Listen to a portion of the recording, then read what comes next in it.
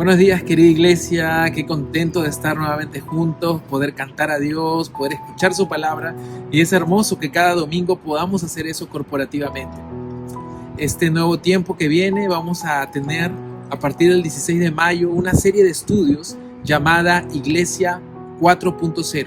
Estamos muy emocionados de este tiempo y sabemos que Dios nos va a hablar nuevamente. También este domingo que viene tendremos un programa súper especial por el Día de la Madre. Así que les invito a que se conecten y que puedan estar con nosotros en este tiempo. Hoy día, mi amigo Ronald Cross nos traerá un mensaje pertinente para el tiempo que estamos viviendo. Y el mensaje se llama ¿Por qué Dios permite el sufrimiento? Pero antes vamos a tener un breve testimonio y vamos a adorar a Dios con nuestras voces a través de las canciones de IDC. Dios los bendiga.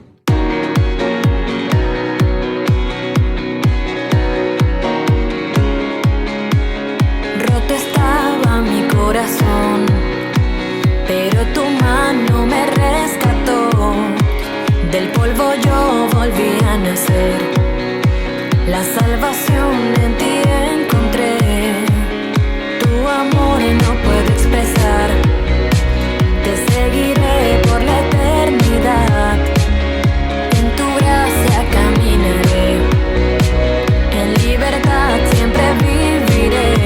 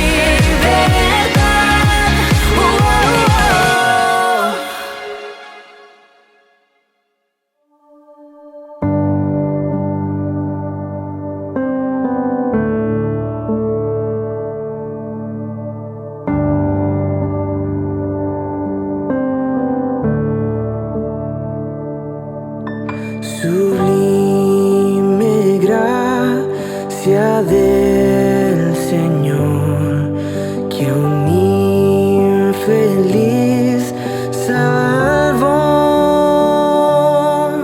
Fui ciego, mas hoy veo yo, perdido y Él me halló. Su gracia me enseñó a tener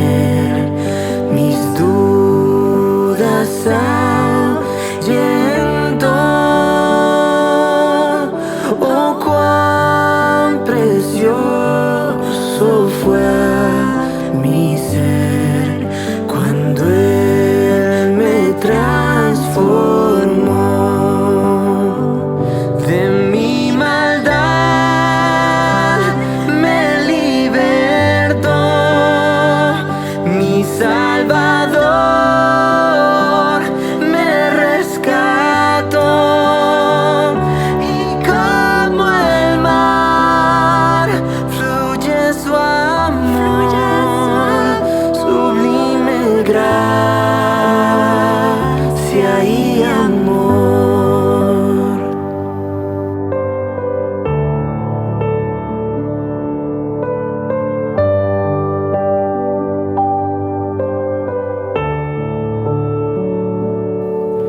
En los peligros y aflicción que yo he tenido aquí,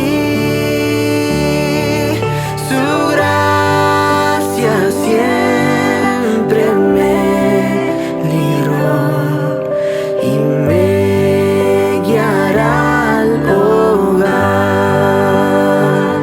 De mi maldad me libertó mi Salvador,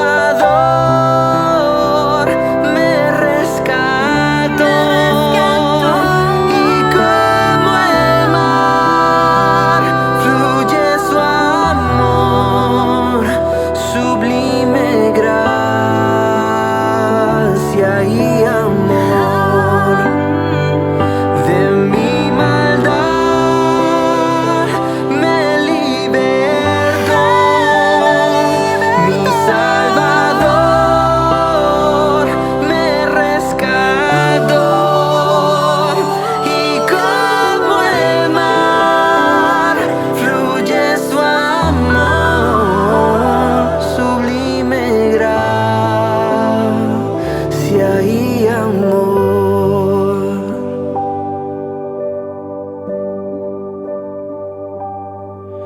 Y cuando en Sión por siglos mil brillando esté cual sol, yo cantaré por siempre ahí su amor que me salvó, su amor que me salvó, su amor que me salvó.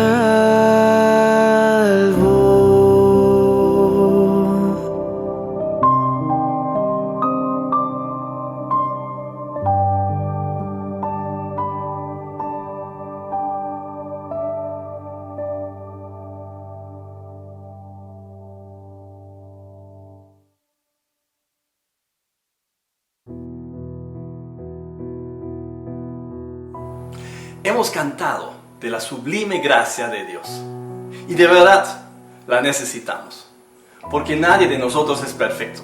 Todos hemos ofendido a nuestro prójimo, todos hemos ofendido a Dios, hemos pecado y necesitamos el perdón de Dios, necesitamos su gracia. Y por eso les invito a esta oración de confesión, donde confesamos nuestros pecados y pedimos perdón de Dios. Les invito a orar. Padre nuestro, enséñanos a confiar en ti y en tu Evangelio en cada instante de nuestra vida. Recordamos que somos pecadores y que solamente por tu gracia podemos tener comunión contigo. Confesamos que somos culpables y que confiamos en Jesucristo, tu Hijo, quien se entregó por nosotros y nos libera de la carnalidad para una nueva vida, para glorificarte a ti, Señor omnipotente. Perdónanos por obedecer la sabiduría de este mundo en vez de buscar la sabiduría que viene de ti. Te amamos, Padre misericordioso. Conserva nuestra alma segura en ti, aferrada a tu amor y a tu misericordia. A ti sea la gloria por nuestra salvación y santificación. Amén. Yo estoy afligido y menesteroso. Desde la juventud he llevado tus terrores. He estado medroso. Sobre mí han pasado tus iras, y me oprimen tus terrores. Me han rodeado como aguas continuamente. A una me han cercado. Has alejado de mí al amigo y al compañero, y a mis conocidos has puesto en tinieblas. Buenos días, querida iglesia. Para los que no me conocen, mi nombre es Ronald Cross. El extracto del Salmo 88 que acabamos de leer es particularmente poderoso. A diferencia de la gran mayoría de salmos, que sí suelen demostrar emociones muy profundas delante de Dios, la mayoría de esos salmos suelen acabar con un mensaje de esperanza, con una expresión de confianza en que, ok, las cosas pueden estar yendo mal, pero al final la providencia de Dios va a actuar y todo va a salir bien. Este salmo contrasta mucho con eso. Termina en un tono de amargura y desconsuelo, que no es usual encontrar en la Biblia delante de Dios. No es común encontrar versículos así. Todo creyente en Cristo eventualmente llega a un punto en su vida donde experimenta un momento de tanta angustia, tanto dolor, tanta desolación, que incluso cuando está delante de Dios, incluso cuando está buscando a Dios, lo único que parece sentir es amargura, confusión y desconsuelo. Creo que todos, en mayor o menor medida, hemos experimentado un poco de eso a lo largo de este último año. Y hemos experimentado momentos donde, incluso sabiendo que Dios es bueno, incluso sabiendo que Dios es justo, incluso teniendo experiencia en ver a Dios obrar en medio de las dificultades, hemos experimentado emociones que nos embargan de simplemente una sensación de injusticia y de desesperanza. Y sobre todo cuando sentimos que mucho de ese dolor, que creo que es el dolor que ha caracterizado esta época, es inmerecido, no es algo que nosotros hayamos causado. C.S. Lewis, que es quizá uno de los autores cristianos más influyentes del siglo XX, escribió un libro tras la muerte de su esposa, y una de las cosas de las que él hablaba en ese libro es, recuerdo una frase que él repetía, es: no entiendo a la gente que dice, no tengo miedo de las cosas que hace Dios porque sé que Dios es bueno. ¿Acaso nunca han ido al dentista? Y su punto justamente era que hay momentos en la vida donde no importa cuánto conozcas a Dios, no importa cuánto confíes en Dios, simplemente resulta imposible reconciliar lo que tú sabes de Dios, lo que conoces de Él, con las dificultades que experimentas en tu propia vida o que ves a otros experimentar. C.S. Lewis también escribió que una de las partes más importantes y más difíciles del sufrimiento es vivir a la sombra de la propia miseria.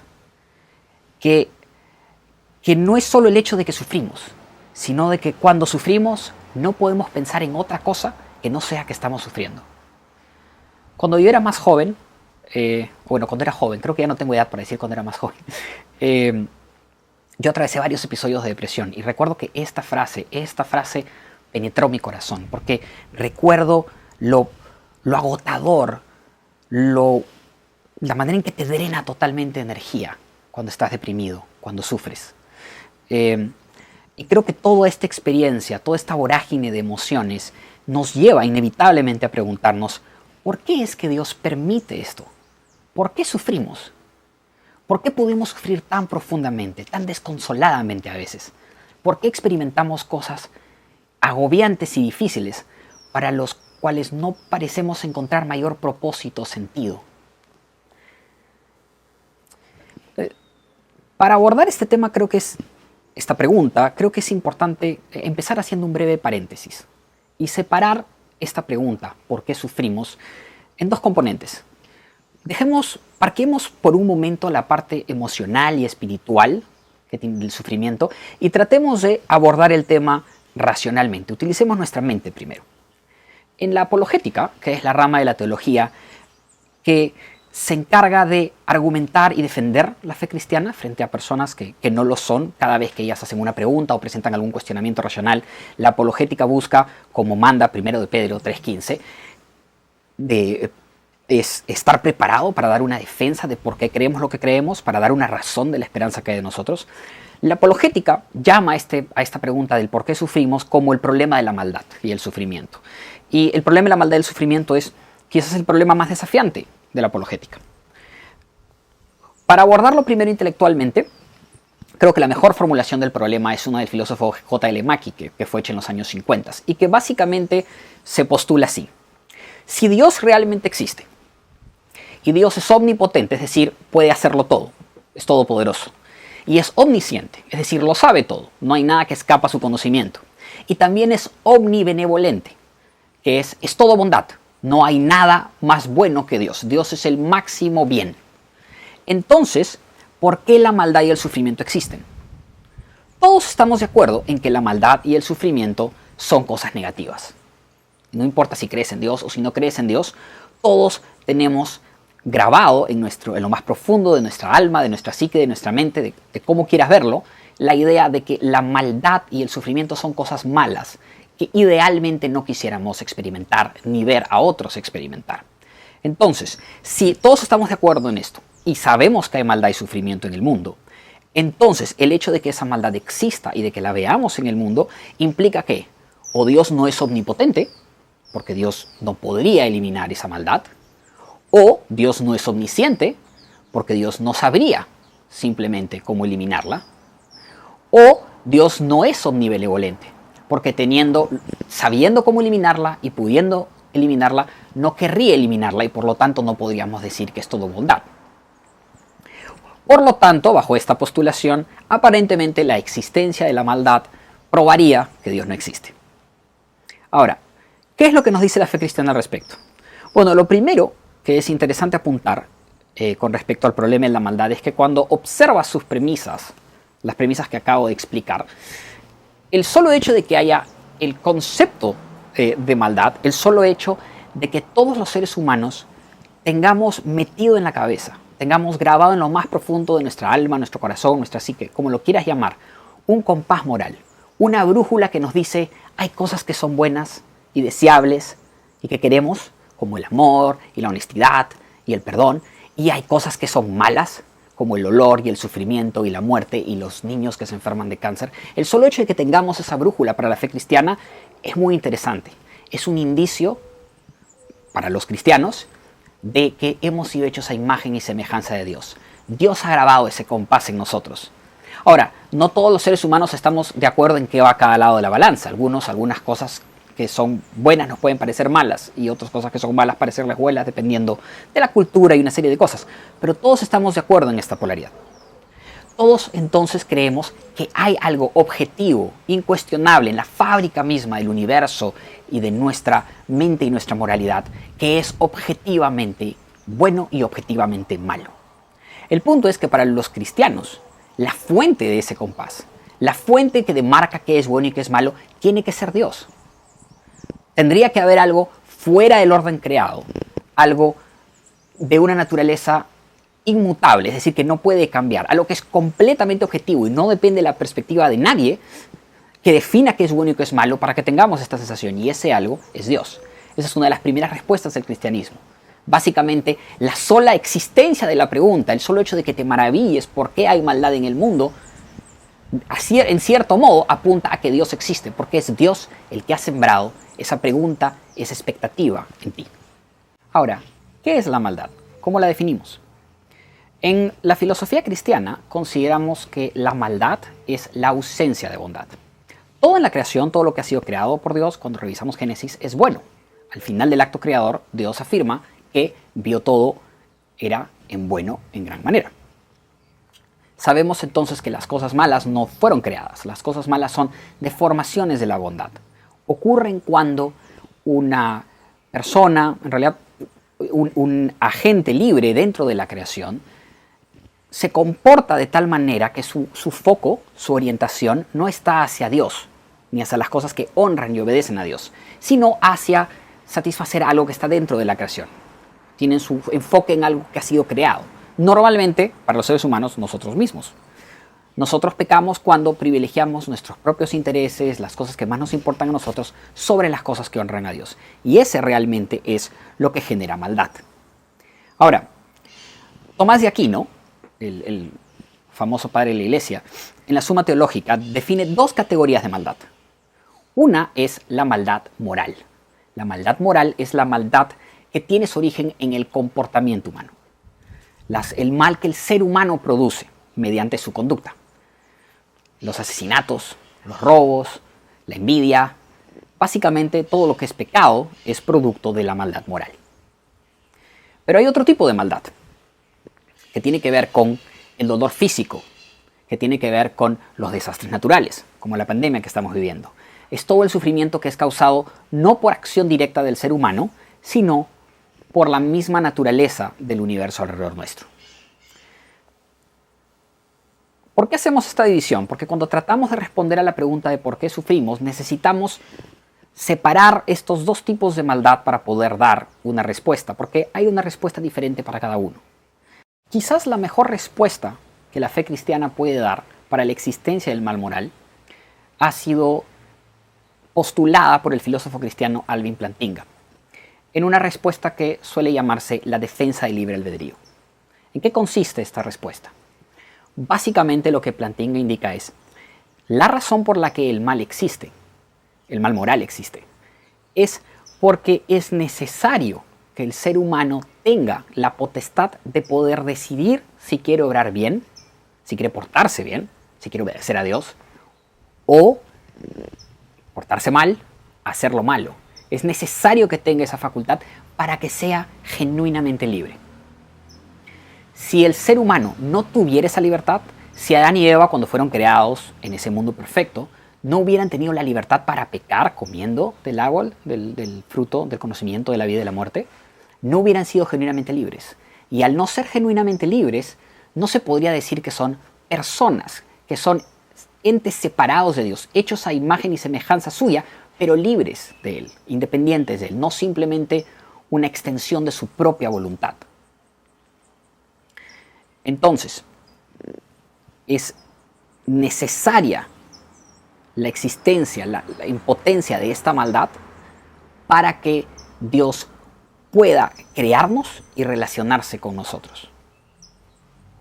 Ahora, ¿por qué Dios no podría haber creado un mundo donde seamos al mismo tiempo libres de decidir hacer lo bueno o hacer lo malo, pero asegurándose de que siempre elijamos hacer lo bueno?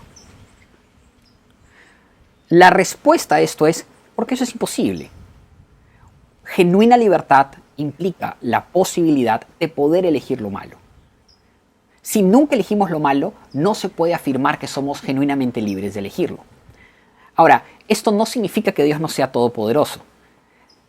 La omnipotencia de Dios implica que Dios puede hacer todo lo que es posible, todo lo que es lógicamente consistente, no lo que es imposible.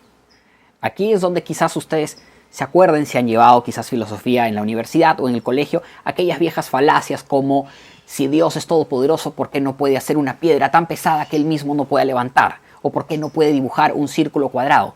Estas cosas no se pueden hacer no porque Dios no sea todopoderoso, sino porque son contradicciones en sí mismas. La omnipotencia no implica hacer cosas imposibles, implica solo hacer lo posible. Y hacer un mundo donde el ser humano sea genuinamente libre, pero nunca peque, nunca sea libre de pecar, simplemente es imposible. Ahora, ¿por qué le damos tanta importancia a la libertad? ¿Por qué es que la libertad es algo del ser humano, es tan valioso que vale la pena que Dios permita la posibilidad de maldad, la posibilidad de que exista tanta maldad como la que vemos en el mundo, solo para poder preservar esa libertad? Algo que el teólogo británico Tom Wright escribió sobre esto, que me parece explica bastante bien y de manera bastante convincente por qué la libertad del ser humano es tan importante, por qué es tan importante que Dios nos haya creado libres y por qué vale la pena para Dios el permitir que el sufrimiento exista solo con tal de que seamos libres. Es porque la parte de nosotros que es libre de elegir pecar es también la parte de nosotros que es libre de elegir amar a las demás personas, que es libre de elegir perdonar a las personas cuando pecan. Es esa parte de nosotros que es libre la que puede percibir la gracia de Dios, la gracia redentora de Dios y ser transformado por ella.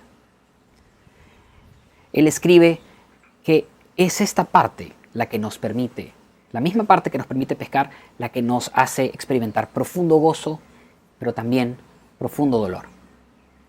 Al fin y al cabo, Dios siendo amor también sufre, como nosotros lo vemos en la Biblia, y vamos a hablar de eso un poco más adelante.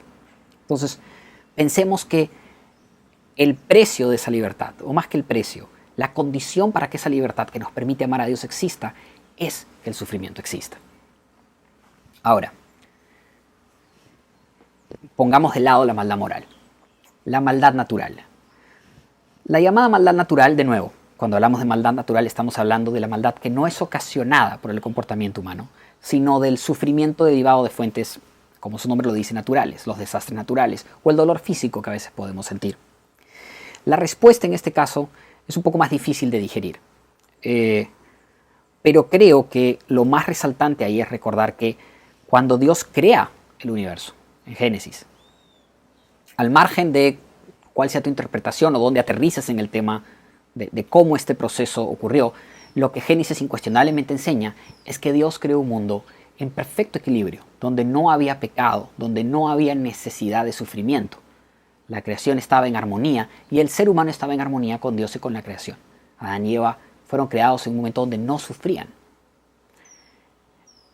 Ese universo, esa creación original de Dios, ese plan A, no es lo que tenemos ahora. Ese plan A fue trastocado por el pecado del hombre.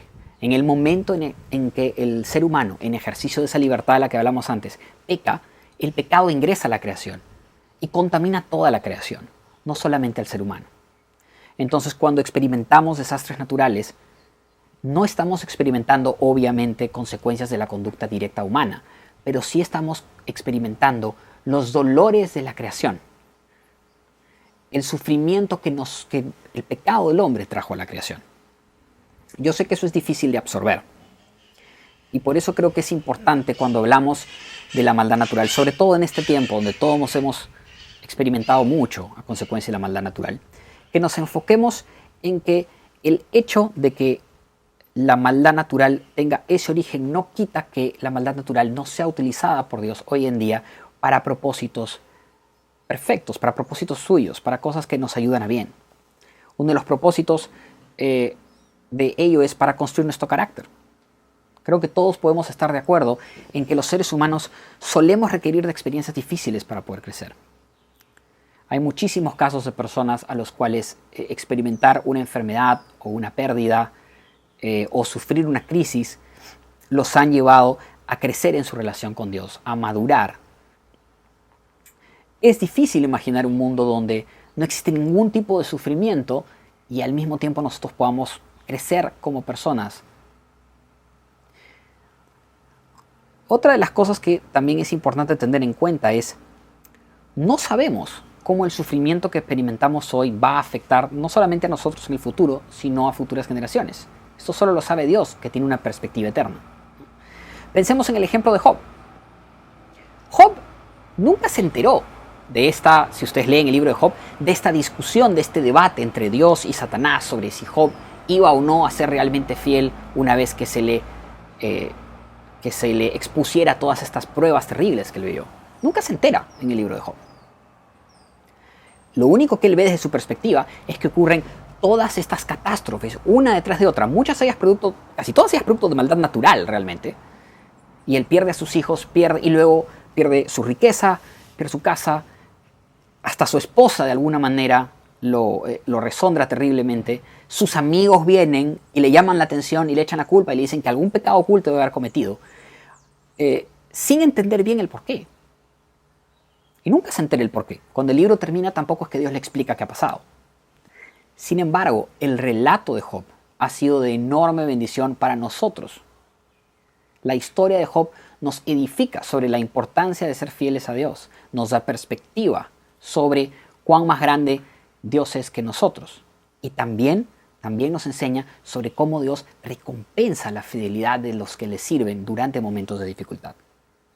Job no tenía manera de enterarse de eso ahora. De la misma manera, nuestro sufrimiento puede ser de edificación para personas en el futuro. Eso a veces también es difícil de aceptar porque solemos estar enfocados en cómo esto nos va a ayudar a nosotros, cómo esto nos va a edificar a nosotros. Romanos 8, versículos 28 y 29 dice, a los que aman a Dios todas las cosas les ayudan a bien, ¿verdad? Pero si leemos bien este texto, eso no siempre significa que nos va a ayudar a nosotros mismos, sino a los que aman a Dios. A veces necesitamos tener esta visión, esta perspectiva un poquito más corporativa de la iglesia y no tan centrada en nosotros para entender cuál es el propósito de la maldad natural. Es importante recordar, como enseña Juan 1.5, que en Dios todo es luz, que en Él no hay oscuridad. Y que toda cosa que Dios hace, que por más dolor que produzca que Dios permite, que por más dolor que produzca en su momento, va a ser fuente de bendición para alguien. Ahora, ya saliendo un poco del lado intelectual, hay 4 grandes conclusiones de las que quisiera hablar sobre la maldad y el sufrimiento, que tienen que ver con lo que hemos hablado, pero ya no tanto de una perspectiva intelectual o filosófica, que son importantes para mí y creo que son importantes para todos en este tiempo. El primer punto que quiero repasar es, recordemos que Dios no creó la maldad. Dios no creó este universo, no lo creó así, este no era su punto. Cada vez experimentamos dolor y sufrimiento y nos preguntamos, ¿cómo es posible que Dios existe en un mundo donde ocurren tantas cosas malas, donde tanta gente está muriendo, donde tanta gente está siendo separada de su familia? Creo que tenemos que tener muy en claro que Dios no creó el mundo así. Que el mundo está así por consecuencia del pecado del hombre. Lo segundo es que Dios puede y quiere cumplir un propósito, incluso a través de ese sufrimiento, porque así es Dios. Dios puede utilizar las cosas terribles que el pecado genera para nuestro propio bienestar. En esto, Romanos 8, 28, 29, como hablamos de que sabemos que Dios dispone todas las cosas para el bien de quienes lo aman, de los que han sido llamados de acuerdo con su propósito, se aplica no solamente a nuestras propias vidas, sino a la iglesia como un todo. Lo tercero, y para mí aquí entramos a lo que realmente es más importante.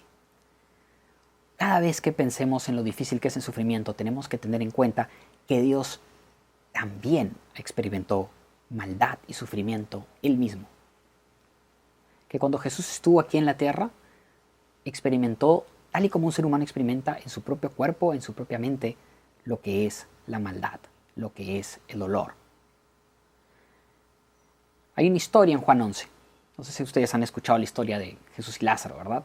El punto principal de esa historia es, Lázaro es un amigo de Jesús que fallece, Jesús se entera que Lázaro ha fallecido, va a visitar a su familia, llega a enterarse que él ya había fallecido y luego, en una demostración de su poder, Lázaro resucita.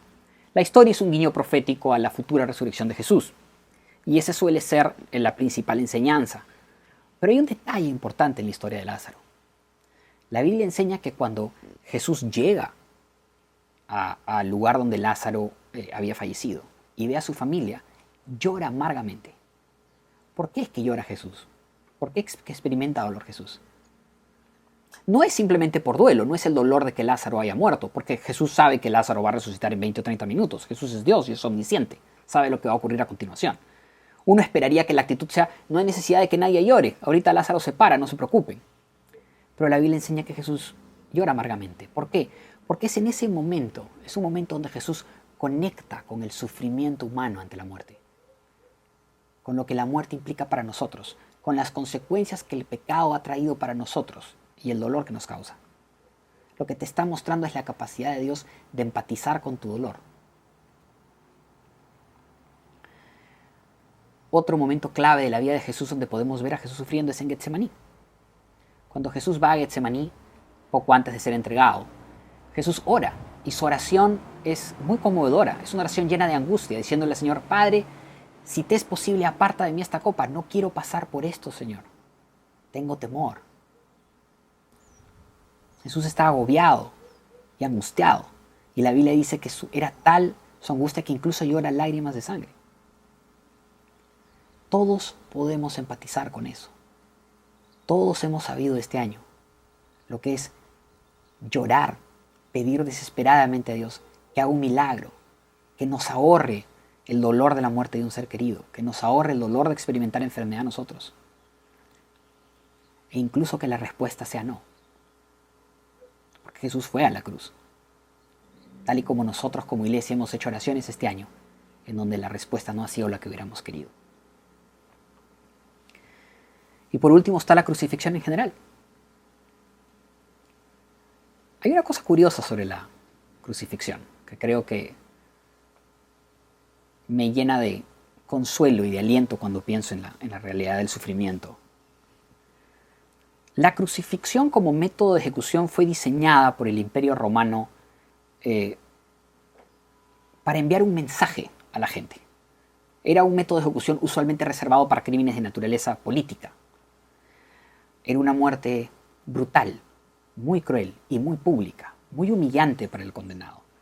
Y su propósito era decir: nosotros somos Roma, pobre que te metas con nosotros.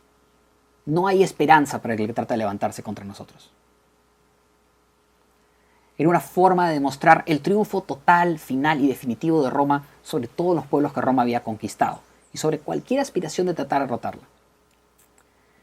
En ese sentido, la cruz, Roma tenía la intención de que sea un símbolo del triunfo de Roma sobre Cristo, que de alguna manera termina siendo un símbolo, o tenía la intención de ser un símbolo de la muerte, del triunfo de la muerte sobre el ser humano, del triunfo de la muerte sobre Cristo.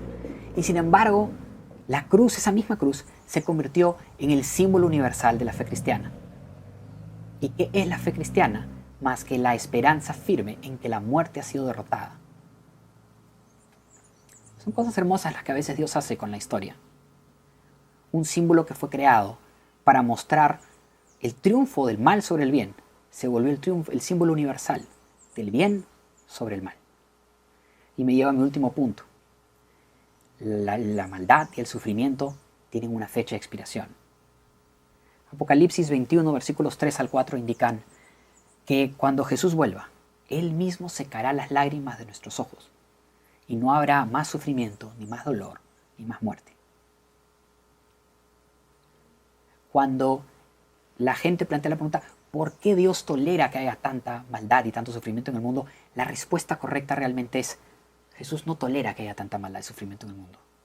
Lo acepta ahora, pero la maldad, el sufrimiento, el dolor, la muerte, todas estas cosas han sido derrotadas, tienen las horas contadas.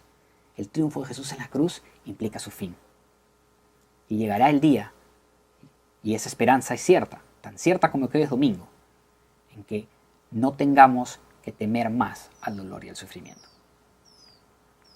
Y esa esperanza, esa verdad del triunfo de Jesús en la cruz sobre la muerte, es una esperanza a la que nos podemos aferrar con todas nuestras manos, no importa nuestras circunstancias, no importa cuánto nos angustie la crisis que estamos viviendo ahora, la crisis económica en la que está sumida el país, la incertidumbre de esta elección en la que estamos viviendo, incluso la incertidumbre y el dolor de la enfermedad, incluso cuando uno está aferrado a un balón de oxígeno, solo, temiendo por su vida, incluso si, como parte de esa enfermedad, nos tenemos que ir de este mundo, nos tenemos que ir de esta vida, incluso ahí nos podemos aferrar a esa esperanza, sabiendo que ese sufrimiento tiene un final y que el final viene pronto, porque Cristo viene pronto. Espero que esa esperanza pueda consolarte, pueda darte fuerza y pueda rellenar tu energía en este día. Que Dios te bendiga.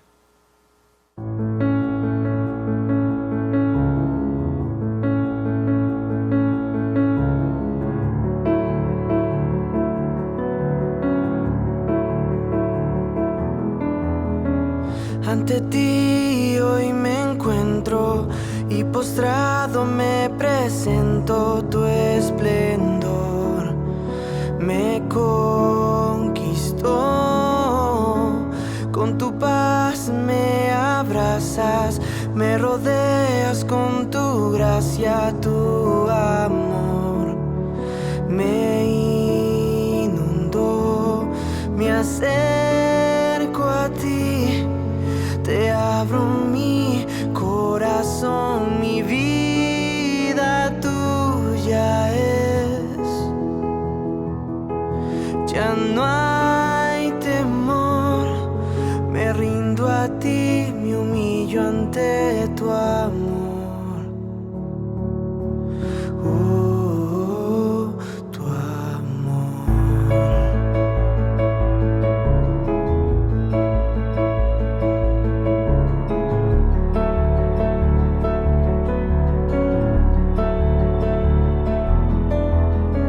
Si me pierdo, tú me encuentras y levantas mi cabeza. Puedo ver tu majestad, me refugio en tu presencia, me cautiva tu belleza. Quiero estar donde tú estás, me acerco a ti, te abro mi corazón, mi vida tuya es. Ya no hay temor, me rindo a ti, me humillo ante tu amor. Oh, tu amor.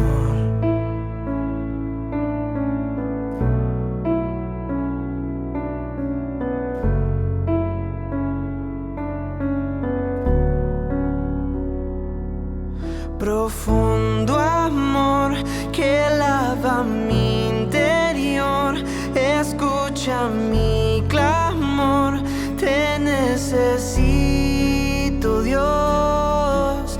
Cantaré, mi voz levantaré, Jesús te buscaré, tu rostro quiero ver. Profundo amor que lava mi interior, escucha mi clamor, te necesito, Dios.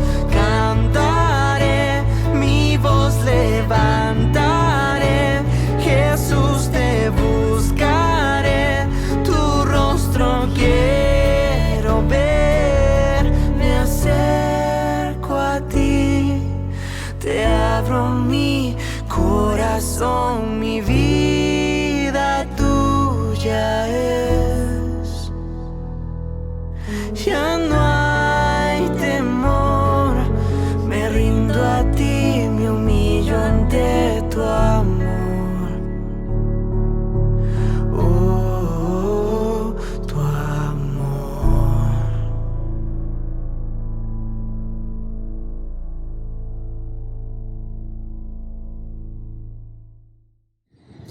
Gracias, Ronald, por el mensaje realmente pertinente para este tiempo y para nuestros corazones. Dios te bendiga, Ronald.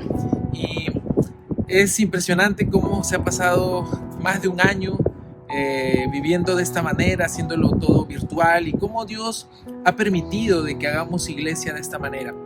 Y la tecnología es un regalo que Dios nos ha dado, y queríamos aprovechar para invitarles que si quieres saber más de nuestra iglesia, puedes entrar a nuestra página web. Iglesia de la Ciudad tiene una página web y la vas a poder ver aquí debajo de tus televisores. Ahí vas a poder encontrar toda la información que necesitas sobre nuestra iglesia, nuestras reuniones, en qué creemos, etcétera, etcétera, etcétera. Ahora vamos a pasar a un video de lo que significa dar, en lo que significa la generosidad. Y luego de esto vamos a poder pasar un tiempo de preguntas donde podamos un poco reflexionar sobre la palabra de Dios que ha sido expuesta hoy. Dios los bendiga.